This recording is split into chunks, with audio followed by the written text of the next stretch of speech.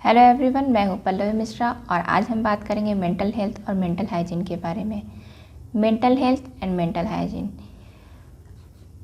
सबसे पहले अलग अलग इस टर्म को समझ लेते हैं। मेंटल हेल्थ क्या होता है? मेंटल हेल्थ में सोशल, इमोशनल, साइकोलॉजिकल हर एक जो एस्पेक्ट होते हैं वेलबींग के, वो इंक्लूडेड होते हैं।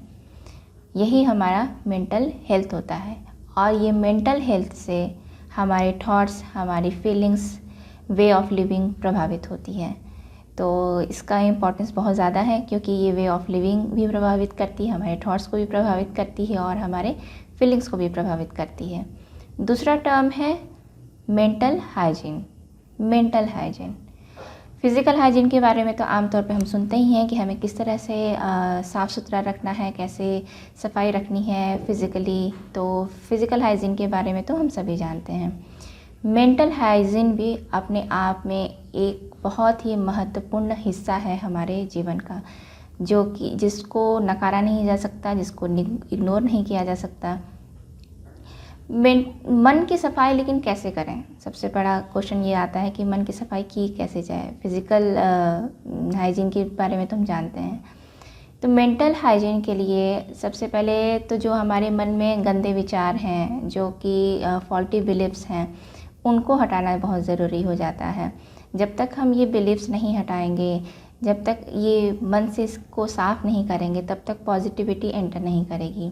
इसको ऐसे भी समझ सकते हैं कि मान लीजिए कि आपके घर में कोई मेहमान आने वाले हैं और आपका घर जो है बिल्कुल गंदा पड़ा हुआ है और धूल जमी हुई है घरों में, तो क्या कोई मेहमान आपके घरों में ठहरना चाहेंगे? बस उसी तरीके से अगर आपके मन में निगेटिविटी घर कर चुकी है, तो पॉजिटिविटी बहुत देर तक वहाँ पर नहीं रह पाएगी या एंटर ही नहीं कर पाएगी। तो इसके लिए हमें मन की सफाई करना बहुत ही ज़रूरी है। और जो फॉल्टी बिलीव्स हैं, जो हमें लाइफ में आगे बढ़ने से रोक रहे हैं, उनको रिमूव करना ज़रूरी हो जाता है। तो ये थे मेंटल हाइजीन। अब जो है हम इसके 3 फैक्टर्स के बारे में बात करेंगे जो बहुत ही इम्पॉर्टेंट हैं। फर्स्ट है प्रिवेंशन। प्रिवेंशन में सबसे पहले कॉजेज़ को आइडेंटिफाई किया जाता है कि क्या वजह है जिसकी वजह से मेंटल इश्यूज़ आ रहे हैं। उन कॉजेज़ को आइडेंटिफाई करने के बाद उसको एलिमिनेट किया जाता है, उनके तरीके को ढूंढा जाता है कि किस तरीके से एलिमिनेट कर सकते हैं।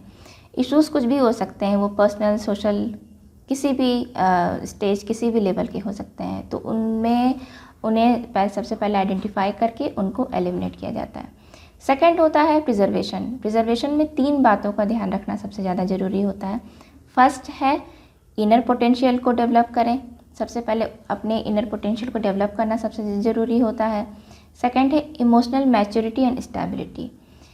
बहुत बार आप देखते होंगे कि एक ही सिचुएशन में अलग अलग पर्सन अलग अलग तरह से रिएक्ट करते हैं। कोई बहुत ज़्यादा करता है, कोई कम करता है। तो यहाँ पर मैच्योरिटी और स्टेबिलिटी ही वर्क करती है। थर्ड है achieve personal and social security. Life में एक ऐसा स्टेज आता है, हम सब जो हैं पेरेंट्स और गार्जियन की सिक्योरिटी में रहते हैं, फिर धीरे धीरे हमें खुद की लाइफ खुद ही संभालनी पड़ती है। इसका भी डेवलपमेंट करने के लिए हमें अपने आप के अंदर इनर पोटेंशियल को डेवलप करना ज़रूरी है। इमोशनल मैच्योरिटी और स्टेबिलिटी लाना ज़रूरी है। तब जाके ये जो थर्ड पॉइंट है वो खुद ही डेवलप होना और इम्प्रूव होना शुरू हो जाएगा। And third is curative measures.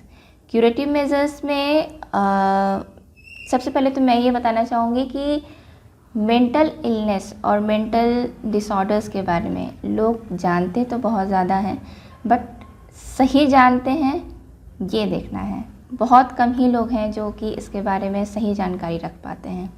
तो क्यूरेटिव मेजर्स में इन बातों का ध्यान रखा जाता है कि मेंटल डिसऑर्डर और मेंटल इलनेस के बारे में सही जानकारी प्राप्त कर सकें, और उसके बाद ज़रूरत पड़े तो थेरेपीज़ भी, उसका भी सहारा लिया जा सके। जो पर्सन है, अगर उन्हें लगता है कि कुछ ऐसे उनको सिम्टम्स दिख रहे हैं जिससे उनको आगे चलकर मेंटल इलनेस या डिसऑर्डर्स हो सकते हैं, तो वहाँ पर साइकोथेरेपिस्ट, साइकोलॉजिस्ट, काउंसलर की मदद लें। तो ये 3 फैक्टर जो हैं ये मेंटल हेल्थ और मेंटल हाइजीन के ही पार्ट हैं, और 3 फैक्टर्स से ही ये समझ में आता है कि हमारे जो मेंटल हेल्थ है और मेंटल हाइजीन के लेवल क्या हैं।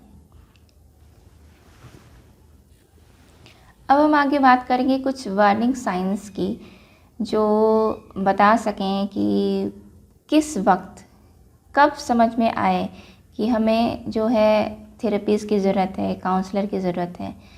ऐसे कर सकते हैं कि कौन से वार्निंग साइंस हैं जिनसे हम समझ सकें कि हमें अब जो है हेल्प की ज़रूरत है, हमारा हेल्थ जो है वो पुअर होता चला जा रहा है।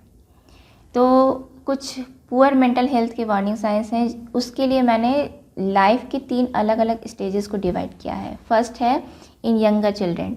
यहाँ जो मैंने नोट डाउन किया है वो जनरली हम लोगों को आसपास देखने को मिलता है बच्चों में, वही मैंने नोटिस किया और वही जो है यहाँ पर मैं आप लोगों को बताना चाहूँगी। Change in school performance, poor grade despite strong effort, excessive worrying और anxiety, hyper activity, persistent nightmare, persistent disobedience, aggressive behavior, frequent temper tantrum। ये यंगर चिल्ड्रन में जनरली देखने को मिलता है।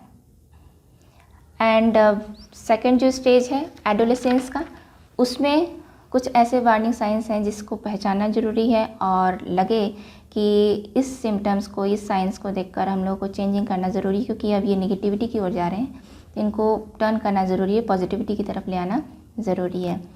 Abuse of drugs and alcohol, inability to cope with daily problems and activities, change in sleeping और eating habits, excessive complain of physical problems. बहुत सारे लोग ऐसे होते हैं जिनमें कोई फिज़िकल प्रॉब्लम तो होती नहीं है, बट उन्हें ऐसा महसूस होता है कि उन्हें कोई बीमारी हो रही है, कोई समस्या क्रिएट हो रही है।